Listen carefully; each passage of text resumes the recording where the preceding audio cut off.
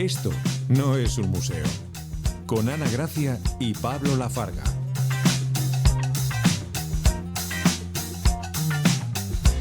Estás escuchando Esto no es un museo, el podcast de Esto no es un museo. Pablo Lafarga. Ana Gracia, claro, si no me nombras. Ay, tanto tiempo sin grabar. Bueno, ahora hablamos de eso. ¿Qué tal has dormido hoy? Pues he dormido bien, ahora diremos en qué fecha estamos grabando y eso justifica que hayamos podido dormir unas horitas más, con lo cual se agradece, sobre todo después de un ritmo bastante frenético que justifica todavía esta intensidad de ojeras. ¿Tú qué tal has dormido? Yo, bueno, pues he dormido bien también por el cansancio, que yo creo que es la tónica un poco de todos los episodios de esta temporada. Pues sí, estamos grabando el festivo en San Valero. Así que, y hay un poco, en realidad, contrarreloj. O sea, pasado mañana publicamos el episodio, la gente lo estará escuchando ya ese día. Pero, bueno, no queríamos, ya nos saltamos la semana pasada sin subir episodio y no queríamos dejarlo un poco más. O sea, hemos dejado de tener un festivo para que tengáis contenido. O sea, que yo espero que eso se valore, tanto a nivel sonoro como a nivel audiovisual. Pero bueno, también es verdad que sarna con gusto no pica. Y yo creo que va a quedar un episodio bastante majo, sin saber absolutamente nada de la historia que vas a contar, igual que tú de la mía.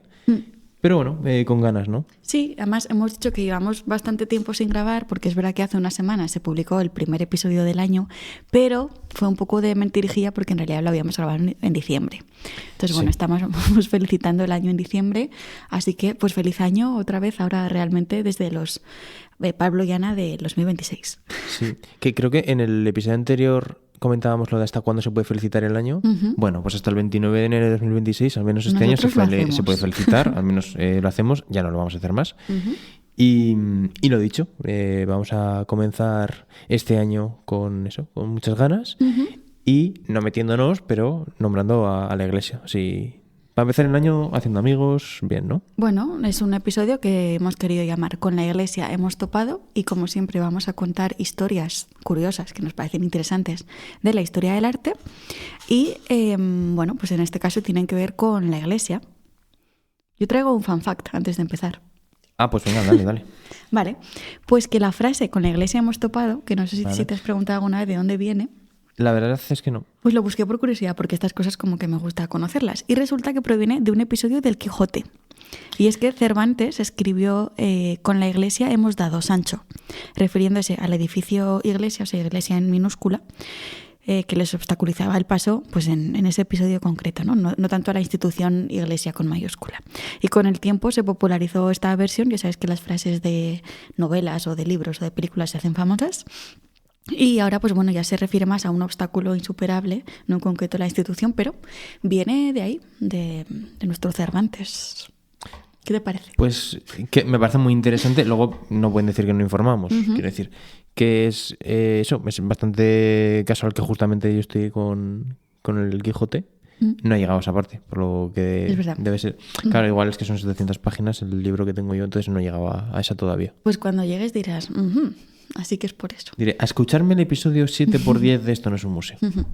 Bueno, más allá del fun fact, ¿la historia que vas a contar es fun fact o no? Bueno, quería empezar con un previo, además, antes de la intro. Es que hoy vengo, vengo aplicada al primer episodio real del año, así que... Hombre, yo creo que esto también refleja que de verdad no sabemos lo que va a hacer el otro, ¿no? Sí, esa era un poco reflexión sobre la temática, porque has empezado diciendo lo de los enemigos y sí que es verdad que pues si pensamos en muchos artistas reconocidos de la historia, muchos han tenido, pues bueno, la suerte, ¿no? Yo creo, de trabajar con la Iglesia o de tener a la Iglesia como... mecenas, ¿no? Sí. O aliado, o que les hacen cargos y gracias a eso pues han podido sobrevivir, vivir o también mantener pues una etapa artística que no tenga que ver con esa temática, pero bueno, entonces creo que bueno, pues la Iglesia tenía una parte muy importante en el arte y positiva, pero de aquí surgen un poco, yo creo que lo que vamos a hablar hoy, que es encontronazos muchas veces, que es lo que pasa con los clientes en este caso, ¿no? Y es que esto viene porque me ha costado mucho elegir historias, porque hay muchas que se conocen, pues desde Miguel Ángel con la Capilla Sixtina, que era en realidad la historia que iba a contar, pero bueno, dejaré a Miguel Ángel para otro momento. Nuestra tierra, pues Goya con la Basílica del Pilar también tiene sus cosas. Luego también pues muchos artistas contemporáneos como Abel Azcona, que también pensaba hablar de él porque me parece su trabajo increíble, o las Pussy Riot, que también me gustan mucho, pero bueno, como últimamente estaba muy contemporánea, me he ido un poquito más atrás en el tiempo, que bueno, al siglo XIX tampoco sí. mucho más, que ya sabes que es un siglo que me gusta mucho. Y bueno, en cuanto al outfit, pues he venido así un poco dark, porque la historia mía pues tiene que ver un poco con lo dark, con lo oscuro. Y si quieres empiezo ya. Sí, con es que como no sé de qué va la esto. historia, claro, has dicho todo de lo que no vas a hablar, entonces no sé de lo que vas a hablar. Claro, Entonces es como... ese es un poco el despiste. Creo que estamos todos expectantes. Así que Bueno. yo por mi parte, adelante. Vale, pues voy allá. ¿Sabes la canción Ojalá me lleve el diablo? O sea, le iba a cantar yo, pero es que te queda mejor a ti. Bueno, pues siento que esta frase la podrían haber dicho muchas personas en el siglo XIX al ver la escultura de la que voy a hablar hoy. Una escultura de Lucifer que fue retirada de una catedral por ser considerada inapropiada. No por herejía ni por provocación, sino porque la representación del mal resultaba demasiado atractiva, demasiado sexy. Y cuando una imagen que debería despertar miedo despierta deseo, la censura pues suele entrar en escena. O sea, tiene un poco de todo, ¿no? Tiene un poco de todo. Podría haber pegado en el capítulo de escándalos, por ejemplo, porque fue un poco escandaloso. Sí, o sea, es verdad que prácticamente todo de lo que hablamos podría haber entrado en ese episodio. Sí, muchas cosas, es verdad. Igual hay que hacer una segunda parte o... Sí. Bueno, vamos con lo que estamos hoy. Vale, pues bueno, estamos en Bélgica, nos ubicamos en 1837. Ya sabes que me gusta poner las cosas en contexto porque las cosas no pasan aisladas, ¿no? Entonces hay que entender un poco el contexto. En ese momento, Bélgica se había independizado, de los Países Bajos hace unos poquitos años. Y es verdad que a principios del siglo XIX existía en Europa una especie de nacionalismos incipientes y una búsqueda constante del concepto de nación, ¿no? Que era como algo que se repetía en diferentes países de Europa. Y por otro lado, y relacionado con esto, en el plano artístico, que siempre viene relacionado con su contexto social, político, pues estábamos a caballo entre varios movimientos. Por un lado, el neoclasicismo, que llevaba pisando fuerte desde finales del siglo XVIII, con esa idea de la vuelta a los ideales clásicos de la antigüedad, que de hecho, lo mencioné en el último episodio, ¿no? Cuando hablamos del blanqueamiento del arte. Entonces, estaba como pisando muy fuerte el neoclasicismo. Pero también teníamos el realismo, que buscaba representar la realidad, valga la redundancia, de una forma pues mucho más objetiva e incluso mucho más crítica frente a lo que se había hecho antes. Y luego tenemos el movimiento del romanticismo, que surgía un poco como reacción a ese racionalismo ilustrado, y lo que quería era un poco pues dejar aflorar las emociones y esa parte como mucho más emocional y mucho más intensa, que a mí me encanta. Entonces, en Bélgica en concreto, sí que es verdad que en ese momento hubo una predominancia del neoclasicismo y del realismo, y no se exploró tanto, había artistas que sí, pero no exploraban tanto, no estaban tan acostumbrados a este movimiento del romanticismo y de las emociones fuertes y del interés por lo sublime. Así que digamos que eran un poco más contenidos en ese sentido. Un poco más reservadetes, ¿no? Eso es. Esto es interesante para entender el contexto en el que estamos, ¿vale? Así que vamos con la historia ya per se. En 1837, como he dicho, el escultor belga Joseph Gibbs recibe el encargo de realizar el púlpito de la Catedral de San Pablo en Lieja. Que dejaré por aquí la imagen, y nosotros ahora, si veis que miramos aquí abajo, es porque tenemos las imágenes. Yo creo que nos sirve mejor para entender la historia del otro, porque a veces si no lo conocíamos era como... O sea, nos ha costado 9 episodios darnos cuenta de que de lo que hablamos, claro, el otro como no sabe nada... Igual es verdad que estaría bien ver cuando hablamos de obras, ¿no? Pues que el otro vea la obra al menos. Que la vemos a posteriori y decimos, claro, entiendo cosas.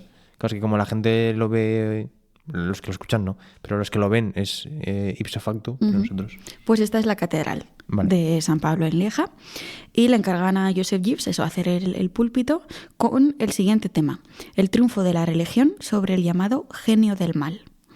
Una temática que en realidad pues, es bastante curiosa para una catedral gótica, porque sí que era normal que hubiese representaciones de alegorías, de figuras de arte sacro en general, pero en este caso estamos hablando de una representación de Lucifer, el diablo. El genio del mal. Eso es, de hecho así se llamará la pieza. Me parece curioso lo del genio, porque luego hablamos de genialidad, que normalmente está orientada a bien, ¿no? Sí, pero siempre tiene una parte de tormento, ¿no? Ya.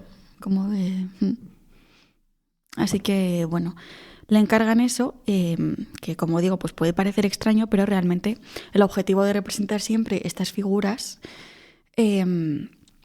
es con la idea de aprovechar un poco ese sufrimiento y esa caída que tienen estas figuras como recordatorio a favor de la obediencia, la continencia, la sumisión, vamos, una especie de advertencia moral y cristiana a través del miedo. O sea, lo que viene siendo dar miedo, que ahora en redes sociales cada 2 reels es, viene una pandemia, no hagas esto que lo estás haciendo mal, ¿no? Sí, un poco eso, o de que si no cumples un poco lo que te decimos, pues puedes acabar aquí, ¿no? Y que en ese sentido, pues mandar ese mensaje no era nada nuevo. Así que bueno, como he dicho, el encargo recae sobre Joseph Gibbs, que pondré por aquí también un retrato suyo. Vaya bigote, ¿eh? Sí. Un poco de envidia. De la época, increíble. Que era un escultor belga, académico, muy respetado. Yo creo que en el retrato se ve, ¿no?, la manera de autorretratarse, pero tanto es así que, bueno, te digo que fue. Fue profesor de escultura y anatomía en la Academia de Amberes y fue director del Museo Real de Bellas Artes de Amberes. Es decir, un artista reconocido, respetado y sobre todo perfectamente alineado con el gusto oficial del momento, que como he dicho, pues se centraba en ese neoclasicismo. Y Joseph cumplió el encargo, pero la cuestión es que quizá hizo su trabajo demasiado bien. Eso me suena, ¿eh? Fíjate, qué cosa más extraña, ¿no? Bueno, la escultura, y la pongo por aquí, vale. Se titulaba El genio del mal y representaba pues a un Lucifer caído y derrotado, ¿no?, que es como la manera en la que se tiene que representar a Lucifer. Pero lo diferente de aquí pues es que era un Lucifer muy joven, si te fijas, ¿no?, muy armónico y muy apuesto. Muy mazao, ¿no? Aparte, como ¿no? todo, Y como sí. Pues una belleza como muy peligrosa, porque no había ni monstruosidad, ni deformidad, ni terror, ni todas estas características que se esperan de un personaje como Lucifer, ¿vale? Vale. Entonces aquí entra un poco el problema. Era un cuerpo, como has dicho tú, pues hegemónicamente perfecto. Un gimbro. Muy clásico, ni siquiera tanto, ¿no? Porque, o sea, sí, pero sin ser como exagerado, ¿no? O sea, esos pectorales y abdominales, quiero decir. Bueno, pues eso, esa idea clásica de la belleza que en el neoclasicismo pues estaba muy, muy, muy de moda, ¿no? Pero claro, es que están representando a un ángel caído, y más que un ángel caído parece un héroe griego, ¿no?, como se representaban, o de la mitología clásica, más que una criatura infernal, que es lo que debería ser. Entonces, bueno, la cuestión es que a la gente, más que miedo, pues igual le generaba otras cosas. Por eso de ahí la canción de Ojalá me lleve el diablo, ¿no? Literalmente, al infierno. Y aquí es donde surge un poco el problema y donde entra, como he dicho, esa parte de censura. La representación que hizo Joseph de Lucifer fue criticada, como te imaginas, desde un primer momento. Porque lo interpretaban como una especie de ser andrógino, una especie de sensual efebo, también por esa juventud, ¿no?, de que al final es como un ser joven, y especialmente por no representar un ideal cristiano. Lejos de inspirar miedo y terror, sorprendía por su perfecto acabado, su actitud poética y, como decía antes, bueno, casi un poco heroica, ¿no? Quitando las alas de murciélago, que son un poco más monstruosas, o la serpiente que aparece representada a sus pies, ¿no?, como, bueno, como quizá signo del mal, pues no sé, parecía más bien una representación de Adonis más que de Lucifer. Y de hecho fue considerada por los responsables de la catedral como demasiado sublime. Esto es una cita. Con esa idea también de lo sublime, ¿no?, que se explota mucho más en el romanticismo, en el siglo XIX. Así que imagina ser tan buen escultor para que te digan eso, ¿no?, que tu retrato de tu escultura de Lucifer es demasiado sublime. Es que me imagino la escena de, si no, perdona, pero es que lo has hecho tan bien que no lo podemos aceptar. Me parece increíble, claro. Totalmente. Y de hecho, y volviendo al gusto artístico del momento que decía antes, la escultura representaba pues unas ideas románticas de atracción por lo oscuro, por el abismo, ¿no?, que no deberían ser según el ideal cristiano. Y además un romanticismo, como digo, que en esa zona, en ese momento, no estaban muy acostumbrados. Y aquí pues viene aquí un poco momento friki, de amante de la estética y la filosofía, que esto tiene mucho que ver con la calocagacía platónica o la idea aristotélica que identifica la belleza con la bondad y la fealdad con la maldad. Un poco, si pensamos en personajes Disney, ¿no?, de que los buenos, los protagonistas, se representan hegemónicamente bellos y los malvados, pues siempre deformes o tendiendo a la monstruosidad. Que creo que es algo que se ha ido perdiendo en el cine, y ahora sí que nos encontramos a villanos increíbles y guapísimos. Pero bueno, esa idea, como digo, muy de la filosofía ya clásica. Y Joseph precisamente se aleja de esa idea clásica y nos representa a algo malvado como algo bello o incluso algo irresistible. Que como digo, pues bueno, quizá sí que es verdad que últimamente, por mencionar antes el cine, pues ha habido, no sé, las malas de Blancanieves, ¿no? En algunos casos, o villanos que sí que representan un poco esa idea también de la maldad como algo bello o irresistible. Yo con esto estoy pensando que es como que la iglesia quería que todos los fieles fuesen de Gryffindor y resulta que salen todos de Slytherin. Vale. ¿No? Puede ser. El problema es que esto fue más allá de la opinión de la iglesia y de los que trabajaban en la catedral, porque también la prensa local tuvo mucho que decir, porque esto fue como un revuelo increíble. Hombre. Y afirmaban que Lucifer era demasiado atractivo y que, ojo, distraía a las chicas jóvenes que, arrepentidas, acudían al templo a escuchar los sermones. Yo no sé si realmente acudían al templo a escuchar los sermones o a ver un poquito la escultura. Pero bueno.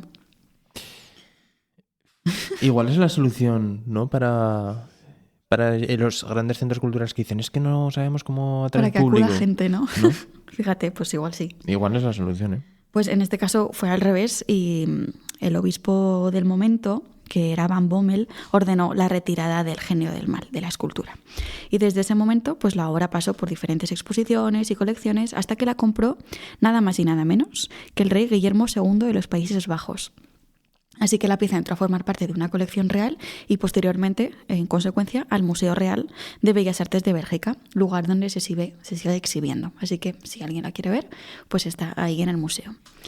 ¿Y qué tal la afluencia para ese museo? Eso ya no se investigó. Pues no lo sé. Igual es de los más visitados de Yo Bélgica. quiero ir para ver qué pasa y cómo son las reacciones del público y si realmente como dice aquí, las chicas jóvenes estaban distraídas, ¿no? Pues habrá que ir a Bélgica. Eso es. Bueno, pero claro, había otro problema y es que si la catedral manda a retirar esta escultura, siguen teniendo ese hueco que tenían que cubrir. Así que la historia no termina aquí. Decidieron encargar una nueva versión y esta vez lo que hicieron fue pues, poner como unas instrucciones mucho más claras para que no volviera a pasar lo que había pasado. Las instrucciones tenían que ver con menos belleza, más castigo, menos tentación y más moral cristiana. Sí, pues todo, no había ningún problema. La teoría estaba clara. Eso es. Y el encargo recayó sobre Guillaume Gifs. ¿Te suena el apellido? El hermano mayor de Joseph. O sea que al final todo quedó un poco en familia, todo quedó en casa. Eso es. Las cenas de Navidad tuvieron que ser tremendas. Sí. Y la idea en realidad era bastante simple. Corregir el error que había sucedido y que había hecho su hermano sin repetirlo. Hacer un Lucifer más demoníaco, más aterrador y más acorde con la iconografía clásica de Lucifer. Así que bueno, parecía un trabajo bastante fácil para otro artista. Él también era muy reconocido y muy buen artista, así que bueno, dijo, ok, no hay problema. Y buscando acallar las críticas hacia la obra de su hermano, pues hizo su propio El genio del mal, ¿vale? Que es verdad que tenía... O sea, quiero decir... Ahora comentamos, que pondremos por aquí la imagen también. Sí que es verdad que tenía un tamaño un poquito menor, pero al final el tamaño iba a ser parecido porque iba para el mismo espacio de la catedral. Es verdad que también presentaba menor desnudez porque si vemos el anterior, pues si lo veíamos por detrás se le veía el culete, es decir, tenía como un pequeño paño, pero claro, es que se le veía el culete. Es que ese dato lo había sometido antes. También te digo, esto iba empotrado en la pared. Es verdad que no se podía rodear porque estaba en una especie de púlpito. Luego pondré una imagen de cómo está el actual para entenderlo, pero es verdad que creo que igual el culete no se le podía ver, pero estaba ahí.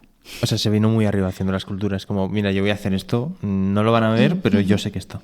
Eso es. Entonces, la escultura de su hermano, de Guillaume, pues es verdad que representaba menor desnudez, o al menos parecía un poquito más tapado, pero aún así, pues bueno, había algo de cuerpo.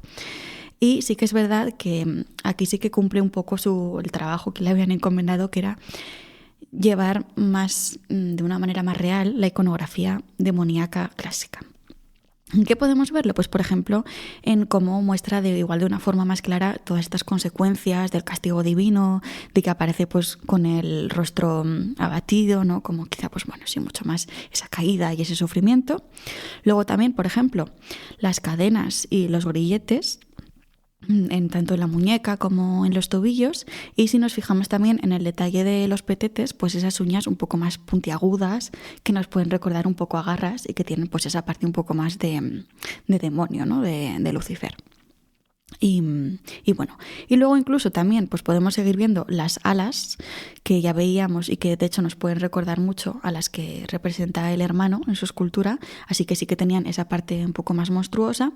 Y por último, si nos fijamos en ese cabello así como muy revuelto, aparte de pelazo increíble, también se quieren asomar con unos pequeños cuernos, ¿no? Que también es como otro símbolo de la representación clásica del demonio, del diablo, de Lucifer. Así que bueno, por ahí pues había cumplido un poco lo que le habían mandado y se había acercado a la iconografía del diablo. Sin embargo, imagino que en cuanto la has visto, y no sé la gente también cuando la vea lo que pensará, todo esto, sí, vale, era una iconografía más acerca del demonio, pero iba acompañado de un cuerpo muy atlético, en este caso aún más que como lo había representado el hermano, un rostro que sí hemos visto, pues igual un rostro más abatido, pero muy armonioso y muy hegemónicamente bello también, y una pose incluso bastante dramática o hasta incluso sensual, ¿no? Que parece que va a hacer el gesto de el pelo por detrás de la oreja. Entonces, bueno, ¿qué pasó? Pues que este Lucifer terminó siendo aún más sexy y aún más seductor que el anterior. O al menos, no sé, a mí me lo parece. De Guatemala a Guatepeor. Eso es. Así que, bueno, ese fue el problema. Y con lo que se encontró los encargados de la catedral, ¿no? Aún así, por alguna razón, pues los responsables les debió de gustar, porque a pesar de todo esto último que hemos dicho, no retiraron la escultura, ni la sustituyeron, ni la censuraron de ningún modo, sino que pues la dejaron ahí. Y de hecho, hoy en día, si queremos ir a verla, pues tenemos que irnos ahí a la catedral, y pondré por aquí una imagen de cómo se ve en la actualidad en ese sitio. Entonces, bueno, vemos que no podemos rodearla, no sé si podríamos verla por detrás, pero bueno, está ahí perfectamente encajado en el sitio donde tenía que estar. Así que, fíjate. No se puede rodear. Yo creo que no, porque están como las escaleras, pero no se ve por detrás.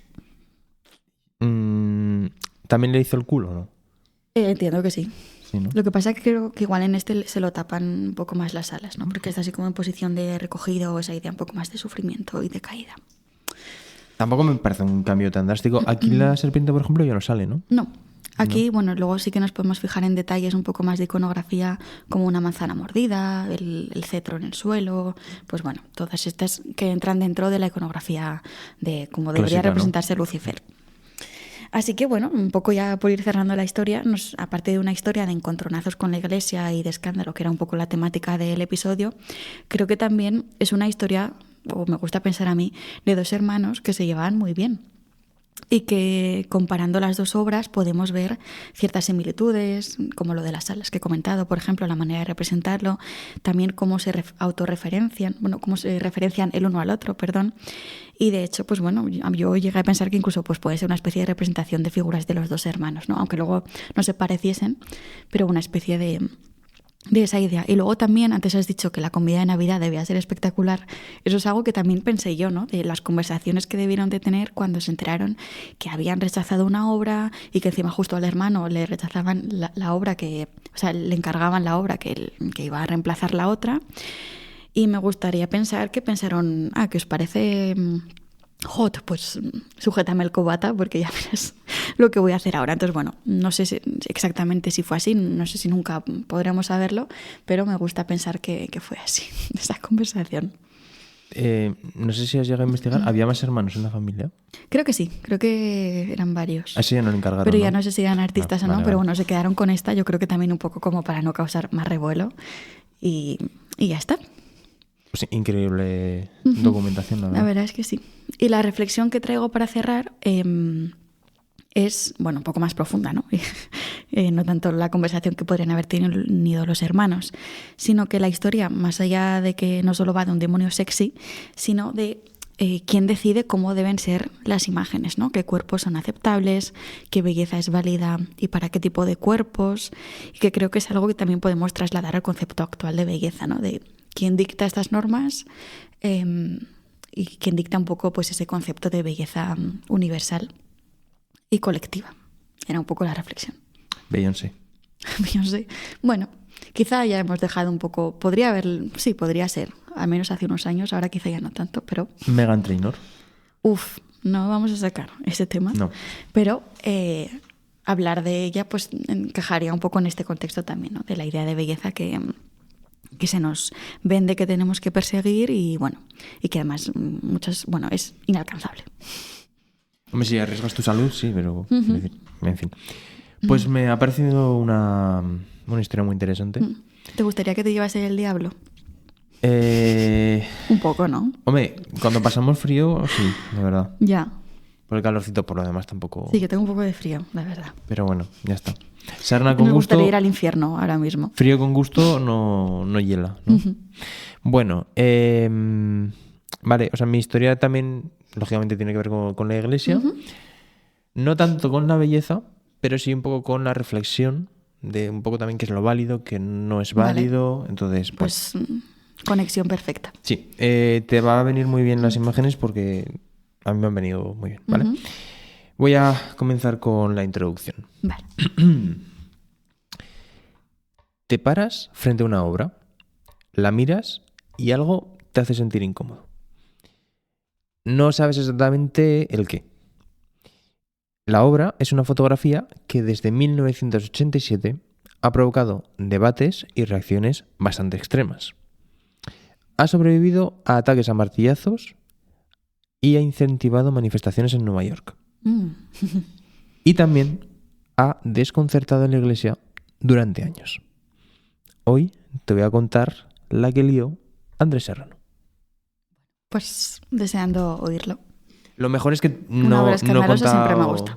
O sea, prácticamente no he contado nada de la obra, pero ya he dejado con las ganas y más o menos la idea la tengo.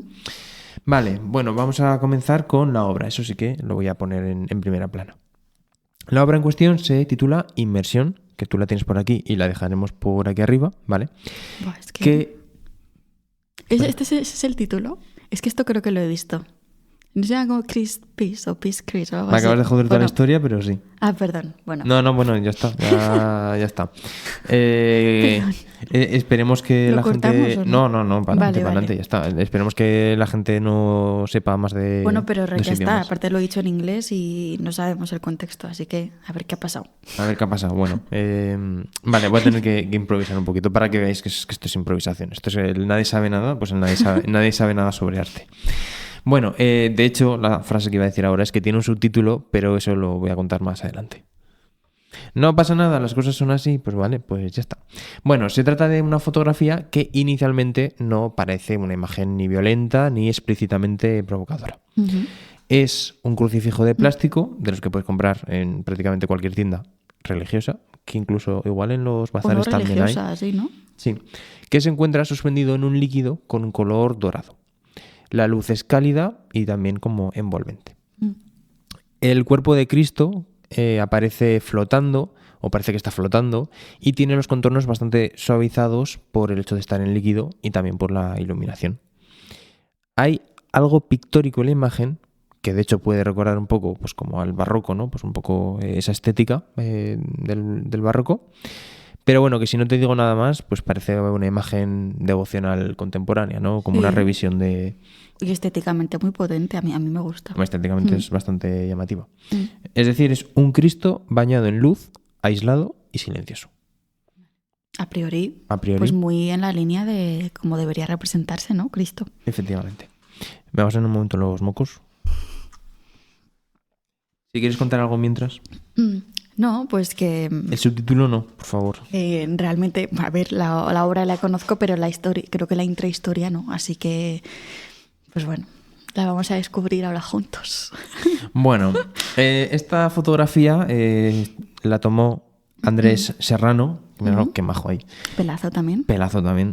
Que se convirtió en una... Bueno, esta foto se convirtió en una de las imágenes más polémicas del arte contemporáneo. Yo desconocía esta historia, pero bueno, ahora ya no. ¿Pero la obra o su retrato? La obra. Ah, vale. No, el retrato no. Vale. Así que ahora lo que vamos a hacer es hablar un poquito del autor para contextualizar. Ujú. Andrés nació en 1950 en Nueva York, en un entorno totalmente católico, en una familia con raíces hondureñas y afrocubanas. Ujú. ¿Vale? La imaginería cristiana, por tanto, pues le rodeaba, ¿no? En ese contexto formaba parte de su educación visual, pues ya desde pequeñito. Es decir, estaba acostumbrado a ver pues, crucifijos y representaciones desde chiquitito. Por tanto, para él la cruz no es un símbolo ajeno, sino que es algo familiar. No es algo que veas y digas, que Ujú. lo tiene interiorizado, ¿no? Vale. Entonces, por eso no extraña que su trabajo artístico, sobre todo desde los años 80, haya intentado jugar y reflexionar entre lo puro e impuro a través del cuerpo y la materia. Es decir, canaliza como esa idea religiosa de lo que es puro y lo que no es puro, y entonces es como que todas sus obras giran un poquito a eso, de una forma u otra, ¿vale? Sobre todo a través del cuerpo y de la materia. Luego, respecto a su formación, pues estudió arte y fotografía en la Brooklyn Museum Art School entre 1967 y 1969, aunque también se lo considera bastante autodidacta. En los años 70, la verdad es que justo después de formarse, se aleja bastante de la práctica artística, pero en la década de los 80 vuelve, lo retoma. Y sobre todo lo que hace son series de fotografías pues bastante provocadoras, ¿vale? Y se hizo muy conocido por sus imágenes a gran escala que combinaban retratos, objetos cotidianos y elementos mágicos. ¿Elementos mágicos? Luego, ¿Cómo? Vale. Elementos mágicos, Perfecto. ¿vale? A ver, No quiero volver a entiendo que se meter la puede indagar un poco de... O sea, se puede deducir un poco por dónde van los tiros, pero bueno, elementos mágicos me parece un eufemismo bastante bonito. Ah, drogas. No. Vale. Pues igual no se puede deducir tan rápido, pero bueno, bien. Vale, bueno, una de sus principales ideas es que aquello que la sociedad prefiere no mirar, pues que también puede ser representado con belleza. ¿No? Hay cosas que queremos no mirar, pero bueno, pues él intenta como darle esa vuelta y que sea un poco bello y estético. Así que en general, en sus series fotográficas, los elementos que aparecen pues suelen generar rechazo, pero siempre bajo una estética bastante cuidada. ¿Vale? Por ejemplo, en este caso, pues un crucifijo, ¿no? Claro. Que hay gente que le puede generar bastante rechazo. Entonces, la pregunta es, ¿intenta provocar? Sí, pero no desde el feísmo, sino de la contradicción entre lo que se ve y lo que se sabe, que encima precisamente el feísmo es lo que habías hablado tú antes, ¿no? Pues bueno, pues no lo quiero orientar tanto por el feísmo per se, sino como, bueno, reflexionar sobre lo bueno y lo malo, pues eso, lo puro y lo impuro. Vale. Entonces, en este contexto, en 1987, crea Inmersión, que es esta obra que acabamos de ver, que, como he dicho, es una fotografía de Cristo, pero no es una imagen sacra original, sino que es más un objeto industrial producido en masa, ¿no? Que tampoco, pues en serie y barato. No sé cuánto te puede costar, pero bueno. De una versión contemporánea también, ¿no? Más allá de las tallas de madera que se hacían antaño, pues otra actualizada, una versión actualizada, ¿no? Eso es. Ese que, bueno, un crucifijo de plástico. No tiene mucho misterio. Es decir, que ya solamente con eso reflexionas sobre cómo la simbología religiosa se ha convertido en mercancía. ¿No? De hecho, tú de pequeña, es que claro, yo sí, se puso de moda como lo de las cuentas con las vírgenes, que eran como unas pulseritas. Sí. Bueno, todos los que hemos pasado por contextos religiosos, alguna, que o la medallita. Ni siquiera era una... No tenía como ese mensaje religioso detrás, era como lo que dices, una especie de moda, ¿no? Que se llevaba esa pulsera. Incluso yo recuerdo que hasta se llevaba al revés, para que no se viesen las imágenes. Y se veía la madera, ¿no? el marrón. Pues bueno, pues reflexiona un poco en eso, ¿no? En cómo todo esto se ha convertido en mercancía, al final, mucha cuestión religiosa. Entonces, al aislarlo y sacarlo de ese contexto más habitual, pues sobre todo cuando lo meten en un líquido, ¿no? Porque un crucifijo, cosas religiosas, lo normal no es que estén en líquido, pues ya genera que es algo que no se puede consumir. Vale. ¿No? Si tú metes un crucifijo en agua, pues luego seguramente no te lo vas a poner en la pared ni lo vas a... Pues bueno, este tipo de reflexiones, ¿vale? O sea, que es algo más para contemplar que para consumir. Que también es una reflexión que me parece muy interesante en esta época de consumir. Pues bueno, contemplar, ¿no? También me parece bien. Bueno, hace esta obra, se expone, circula y se reproduce. Vale. Claro, cuando empieza a moverse la obra, pues es cuando empiezan a surgir las cuestiones. De hecho, emerge, nunca mejor dicho, el dato que no está en la imagen y que lo cambia todo, ¿vale? el material en el que está sumergido el crucifijo no es ni simbólico ni metafórico, ¿vale? Sin rodeos, es un fluido del artista. ¿Vale? Vale. Esto es lo de las cosas mágicas que decías. Bueno, aún no hemos llegado a eso. Esta es una cosa mágica. ¿Vale? De hecho, me había marcado elemento mágico. ¿Vale? Un fluido del artista, yo voy a hacer el eufemismo de... Pero un fluido concreto, ¿no? O sea, un fluido concreto. Pero no lo vas a desvelar. De momento no. Ah, vale, perdón. No. Vale. Si quieres también lo comento. No, perdón. Vale, no bueno. sé si era por eufemismo o porque lo vas a decir más tarde. No, porque lo quiero decir más tarde. A ver, Vale. se puede saber, pero bueno. Bueno, total, que claro, cuando sabes esto en la obra, pues ya cambia totalmente cómo ves la obra, ¿no? Vale. Ya no es una imagen únicamente bella, sino que plantea dudas entre el cuerpo, lo sagrado y la materia, ¿vale? O sea que ya la reflexión ya es... Crítica también, ¿no? High level, sí. Y entonces es aquí cuando comienza, lógicamente, la tensión entre Andrés y la Iglesia. ¿Vale? Entonces aquí es cuando ya... Vale. Tengo una duda. Dime. En la cartela de la obra pondría la técnica, o sea, pondría fotografía y ya está, ¿no? Sí, o sea... técnica mixta. Cuando busco en internet ya... Cuando busco en internet, claro, es que como es fotografía, es que todo lo que hace es foto. Entonces, claro, Entonces el material de... fotografía digital o analógica, claro, es como si haces una foto a un edificio, pones fotografía, no es el material per se. Vale. Entonces, sí. Lo que luego él lo que hace es poner en el título los materiales. Vale. Pero bueno, en la cartela pone fotografía. Vale. Como técnica, vaya. Bueno, eso. Andrés contra la Iglesia. Los primeros que reaccionan son, lógicamente, los sectores más fieles, rollo de asociaciones conservadoras y grupos religiosos, que por supuesto se sienten directamente atacados, ¿no? Es como, esto me ofende. Y es que para ellos esta obra no es solamente una reflexión, sino que es una profanación. Es como, pues... Ya. Sí. Entonces, que el crucifijo esté sumergido en un líquido corporal, pues es una ofensa directa a Cristo. Es como, hombre, ¿cómo puedes hacer esto? Pero mal. Igual que lo estoy diciendo así, pues... En fin. Muy claro. Entonces, bueno, por otra parte, esa fotografía pues comienza a circular y adquiere una relevancia simbólica muy importante. Pues como todo, ¿no? Es como empieza a haber un debate, los que están en contra y los que dicen, pues mira. Entonces empieza un poco por dos bandas.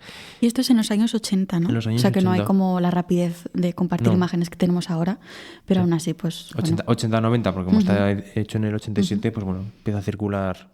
Sí, pero que imagínate con redes sociales, ¿no? Pues, una locura, sí. Bueno, entonces de hecho subyace la idea, o subyace como idea, que el arte contemporáneo ha cruzado una línea.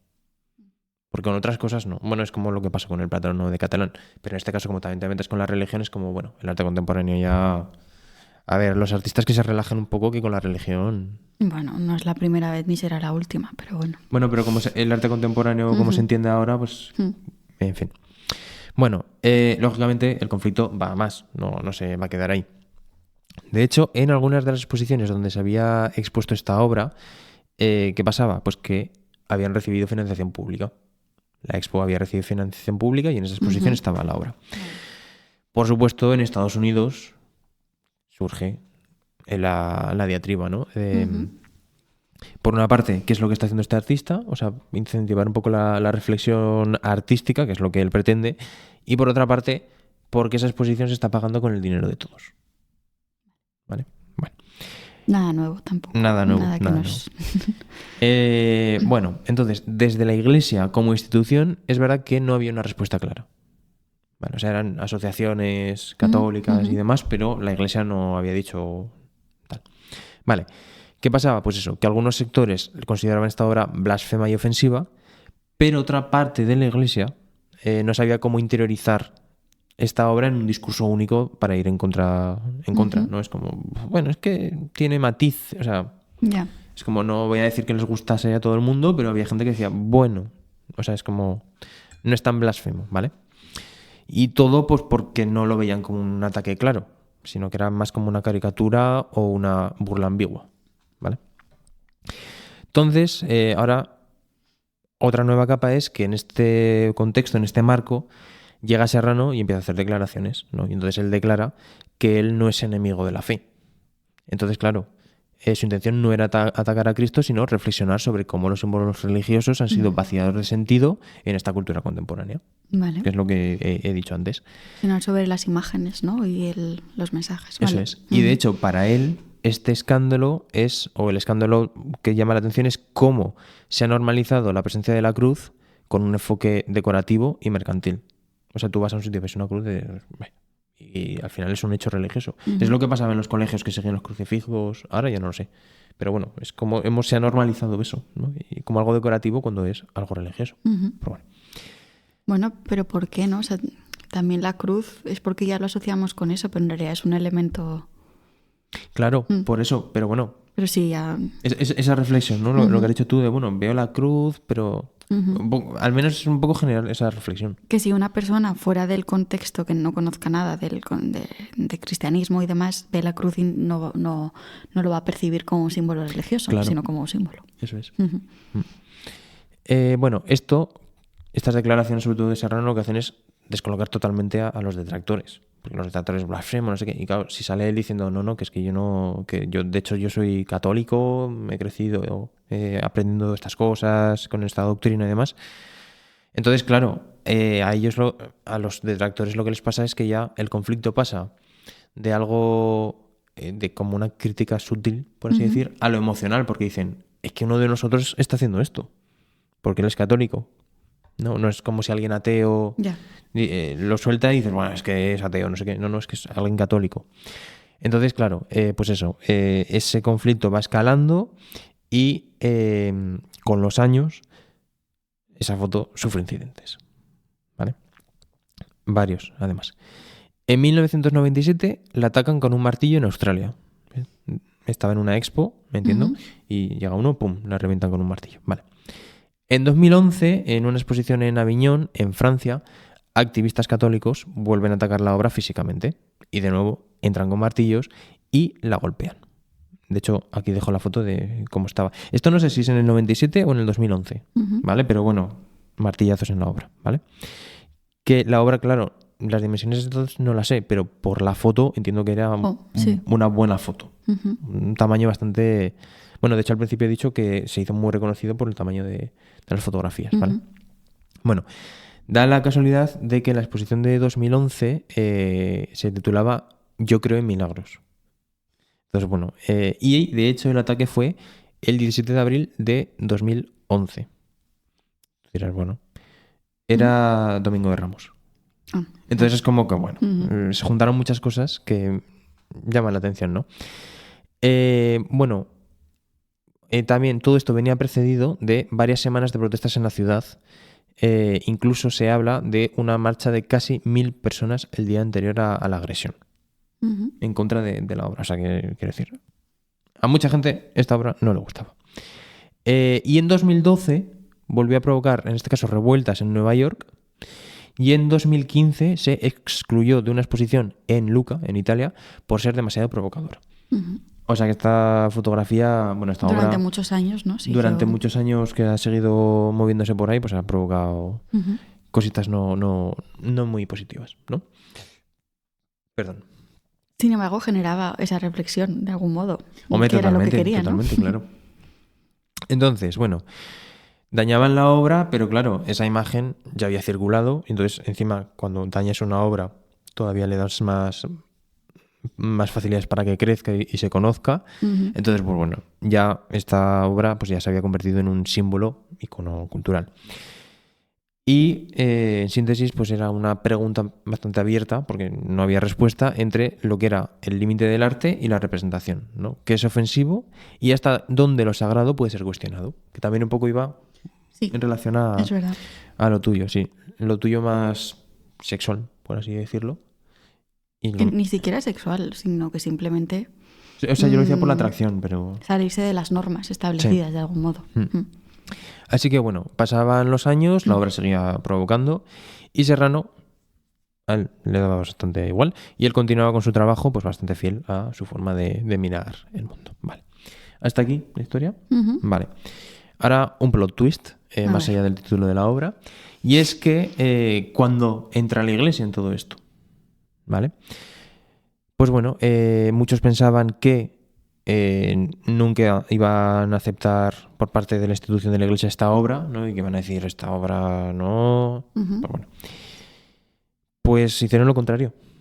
Poco a poco se fueron acercando a Andrés, empezaron a hablar con él y demás. Ujú. Total, que el Vaticano actualmente tiene algunas obras en su colección de arte contemporáneo de Andrés Serrano. ¿Sí? Ah, Sí. mira. De hecho, creo que en 2023 le compraron algunas. Bueno, más o menos. En 2020 por ahí, pues Ujú. algunas de sus obras. De hecho, la colección de arte contemporáneo, es que creo que en el 23 era cuando hicieron el 50 aniversario de la colección de arte contemporáneo del Vaticano. Ujú. Entonces, claro, invitaron a muchos artistas, hicieron una misa y luego al final pues se acercaban a saludar, pues como cuando hicieron el cambio de papa que iban todas las autoridades, pues en este caso lo hicieron con artistas. Bueno, uno de los artistas que Perdón, saludó... me he acordado de los peinados, de cómo vas peinado cuando vas a una recepción. Perdón. Uno de los artistas que... Perdón. Es importante saber cómo... Uf. Continúa, lo siento. No. Bueno, que uno de los artistas que saludaron al Papa y fueron bendecidos...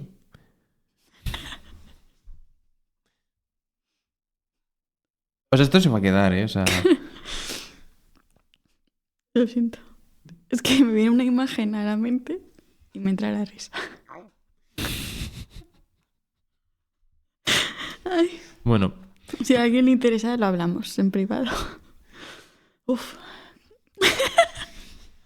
no se puede decir que este podcast está súper... A ver, trabajado sí, pero súper acotado, que hacemos cortes... Quiero decir, se ve. La realidad. La realidad. Bueno, Real. pues que a lo que vamos, que el Papa Francisco, como dejo en esta imagen sacada de un extracto del vídeo de YouTube de toda la ceremonia, Ah, vale. pues saludó a Andrés Serrano, Ujú. ¿vale? Y entonces Andrés Serrano era blasfemo, pero también estaba bendecido por el Papa. Bueno, pero él era creyente, ¿no? Él Por lo era que has creyente, dicho. entonces Ya. esa relación, ¿no? con la Iglesia, que es como, bueno... Curioso. Curioso. Entonces, bueno, con la Iglesia hemos topado, en este caso, para bien, y que además llama la atención que sea la Iglesia la que, entre comillas, se acerque al artista. O sea, empezó la iglesia a hecho acercamiento, ¿no? No lo empezó el artista en este caso. No, o sea, Andrés hizo la obra... Y ya está. También te digo, la obra es del 87, hasta que la empezaron a aceptar han pasado 40 años casi, pero sí. Y la cuestión, que claro, he dicho elementos mágicos. ¿Qué elemento mágico crees que líquido había alrededor de ese crucifijo? Que ya lo sé. Dilo tú. Pues repítelo, que no pasa nada. Pis. El pis, efectivamente. Entonces, claro, cuando ves esta obra y cuando te das cuenta de que es pis lo que subyace dentro de toda esta pieza, Cambia la cosa. cambia la cosa. Y se entiende que esta gente, cuando se enteró que era pis, pues súper ultrajados y más o menos se puede entender. Entonces, esta digamos que es la historia de Andrés Serrano con la Iglesia en particular, pero quiero aprovechar, porque ya que he indagado en su trayectoria, en que se pueda conocer más de este señor, porque, bueno, es verdad que él suele trabajar con series, ¿vale? Entonces, empezó con fluidos. ¿Qué fluidos humanos se te ocurren? Bueno, pues desde la sangre, ¿Vale? hasta otros más... Sí. Pues bueno, más O sea, desagradables. yo los voy a decir, o sea, ¿qué quiero Vale, decir? pues dilos. Vale. Leche también. Animal. Ah, vale, claro. Animal. Sangre. Semen. ¿Vale? De hecho, esta imagen que dejo, ¿Se me entiende? se me entiende. De hecho, esta imagen que dejo por aquí, si no nos cancela YouTube, que espero que no, es sangre y semen. Es bastante chulísima, la verdad. Sangre y semen, 3. O sea que este señor también se venía arriba, no hacía solo una, dice, bueno, voy a hacer varias. ¿Y eran fluidos propios? Bueno, la leche de vaca ya entiendo que no. Entiendo que no. Pero por lo demás... Se puede deducir. No quería indagar mucho más, Bueno. ciertamente, pero bueno. Eso. Y luego, otras inmersiones, porque claro, esta de Cristo era inmersión el pis de Cristo, o Cristo con pis. Entonces, bueno, hizo con diferentes obras, rollo El Pensador, El Ecce Homo. Vale, o sea, no solo religiosas. Bueno, la mayoría eran religiosas, pero bueno, una mezcla también de representaciones clásicas, sí. Con la idea de repensar sobre el mensaje de las imágenes, ¿no? Eso Realmente. Si cogía una esculturita del Pensador, por ejemplo, pues la metía en el mismo sitio, la rellenaba con pis y hacía la foto. Esa era otra serie, por ejemplo, se titulaba Inmersiones. Que es verdad que el título era ese, pero digo, bueno, voy a decir Inmersiones al principio. Pues eso, con obras de arte como El Pensador y también con elementos religiosos. Luego, otra de las series estaba más centrada a retratos, ya digamos que dejó un poco los fluidos y empezó a hacer retratos más sociales, pero también para reflexionar sobre lo que no se ve y demás. Fotos al Ku Klux Klan o a vagabundos. Y este señor no retrató a Donald Trump también. Me suena como una imagen... Es que sí, lo que he encontrado, claro, más que retrato, había una obra que era, por ejemplo, una máscara firmada, o sea, retrato como tal yo no he visto. Me suena que sí que le fotografió y le hizo un retrato. Bueno, lo buscaremos, puede ser. o si alguien lo quiere buscar, pero que no sé hasta qué punto, pues bueno, sí. O sea, es pro Trump o no, pero bueno. Yo por lo que he visto, por reflexionarlo. Entiendo que no. Y con el contexto familiar que tiene, entiendo que no. Ya, pero bueno, ya sabes que luego la vida da sorpresas, pero bueno. Otras series, En la morgue, o sea, fotos a muertos, para también reflexionar. La historia del sexo, pues también a gente que trabaja en esos mundos. A Trump también. Lo que no sé si es foto, es que claro, lo que he encontrado yo era como que hice una foto, una máscara firmada, pero no he encontrado, entiendo un poco la reflexión, pero no he encontrado mucho más dato. Que como has dicho que era fotógrafo, es que me suena, pero bueno, lo buscaremos. Puede yo creo ser. que sí Luego que miraremos. fotografía. Si la encontramos, la dejamos por aquí. Y si no, pues me quedo así con el dedo. Vale, y esa es un poco la historia. Creo que más o menos he aguantado un poco el tiro de los líquidos y los elementos mágicos. Hasta el final. Sí. Más o menos, pero bueno. Es que estaba pensando mucho cómo presentarlo. Es que claro, si ya digo el nombre es como... Ya lo vas a ver con esos ojos. Ya se desvela. Yo quería... No pasa nada. Yo quería que fuese un poquito más... Hasta el final, ¿no? Pero bueno. Al menos no hay drogas. Claro, es que, no sé, bueno. Bueno. También son elementos mágicos que utilizan muchos artistas, entonces... Técnicamente eso es verdad. Claro, o sea, lo que pasa es que yo estaba diciendo más rollo que puedes poner que sea líquido para enmarcar una obra. Pero bueno, sí, tampoco he indagado, seguro que hay algo. Bueno, reflexiones, he apuntado 3. ¿Vale? La primera, el arte como excusa para mirar lo que no sueles mirar. Que eso me parece bastante interesante y es verdad que sobre todo en esta sociedad en la que vivimos, que vamos a B, C, todo rápido, todo tal, es verdad que hay artistas que te enseñen cosas a las que no estás acostumbrado, pues bueno, me parece bastante interesante y necesario. Sí, que no sueles mirar o que incluso puedes mirar desde otras perspectivas o desde otros puntos de vista. Sí, todo lo que te haga reflexionar. Luego, el artista en contraposición con la iglesia, con la sociedad, ¿no? Porque, por ejemplo, este tipo de obra pues es como que va entre paréntesis con los cánones sociales y de la iglesia. Entonces, bueno, a mí el arte provocativo está... Bueno, hasta cierto punto, no. El arte provocativo en general me gusta, ¿no? Porque todo lo que genere reflexión me llama la atención. Luego hay otros tipos de arte que es más pues mostrar la realidad, pero todo lo que sea reflexivo a mí... normalmente pillo esas reflexiones y me gusta, ¿no? Porque es algo más que estar viendo, sino que luego me dejan pensando un rato que digo, pues mira, pues la visita a la exposición al museo ha merecido la pena, ¿no? Porque para ver 3 cosas y salir sin nada, pues no me gusta. Y luego, pues eso, lo acabo de decir, el arte como provocación reflexiva. Vale. Sí, ya sabía yo, digo, alguna idea se me va sí. Y esto es un poco en síntesis, la historia y las reflexiones de esta obra, que la verdad es que no esperaba empezar el año con estas imágenes. Pues muy interesante también. Y luego también creo que las dos historias tienen como puntos en común, ¿no? De lo que hemos dicho. Sí, la verdad es que sí. Y yo creo que hasta aquí esta primera entrega, ¿no? Sí, no sé si quieres hacer una reflexión final del episodio. Yo creo que hemos topado con 2 historias interesantes vinculadas con el arte y con la iglesia, ¿no? Como institución, de algún modo. Que podíamos haber cogido historias mucho más conocidas, ¿no? Lo que has dicho Sí. tú de Miguel Ángel, el Greco y demás. Pero bueno, hemos querido hacer un poco algo diferente, algo que no suelas encontrar. A ver, es verdad que de Andrés Serrano, cuando empiezas a indagar, encuentras un mogollón de cosas. Claro. Tampoco muchísimas, pero unas cuantas. Pero bueno, yo qué sé, ya que hablamos de estas cosas, pues darle un poco un giro, ¿no? Y también desde nuestro punto de vista, que yo creo que al final es lo interesante. Así que esperamos que os hayan gustado las historias, os hayan parecido interesantes. Si lo han hecho, pues no sé, siempre os decimos que nos comentéis o nos des like, os suscribáis. Son cosas que son gratuitas y que nos ayudan mucho a nosotros. Así que... Sí. O sea, no nos gusta mucho es gratis, porque muchas veces cuando algo es gratis parece que no tiene mérito, pero es que suscribirte es gratis. Y te cuesta en cualquier un plataforma segundo. te cuesta 0,5 segundos y es que a nosotros pues nos viene muy bien, la verdad.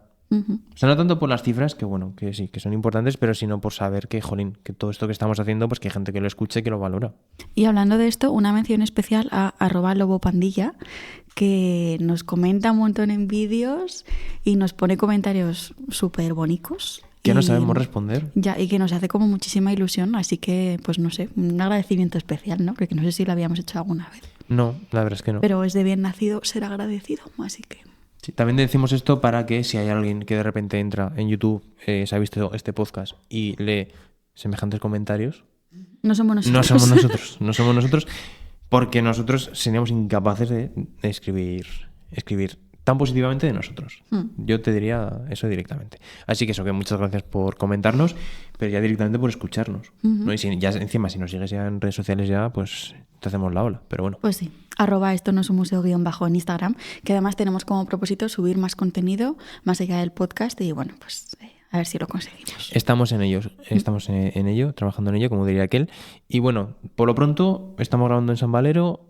Hay episodio para este fin de semana, que esperemos que lo hayáis disfrutado, y yo por mi parte ya iría cerrando porque empieza a hacer un poco de Sí, yo iba a decir también. un spam, que hemos hecho todo el spam digital, un spam presencial Eso es, para pues, vale. la gente que esté de Zaragoza o pueda venir, que el 12 de febrero tenemos una nueva sesión de Desmarcadas, que es un ciclo que hacemos en la Casa de la Mujer de Zaragoza para hablar de mujeres artistas a lo largo de la historia y darles pues un poquito más la importancia que se merecen.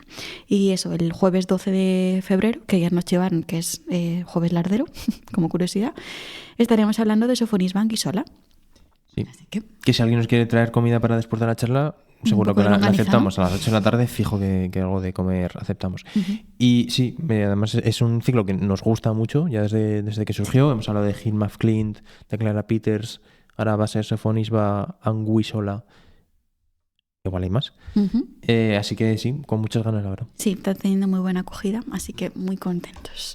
Y ahora sí, que hace frío, como Ahora has sí. dicho, pues ¿A quién le toca despedirse? muchas gracias por escucharnos y vernos. Esperamos que este episodio haya evitado que el arte te deje frío, como estamos ahora nosotros. Hasta el episodio que viene.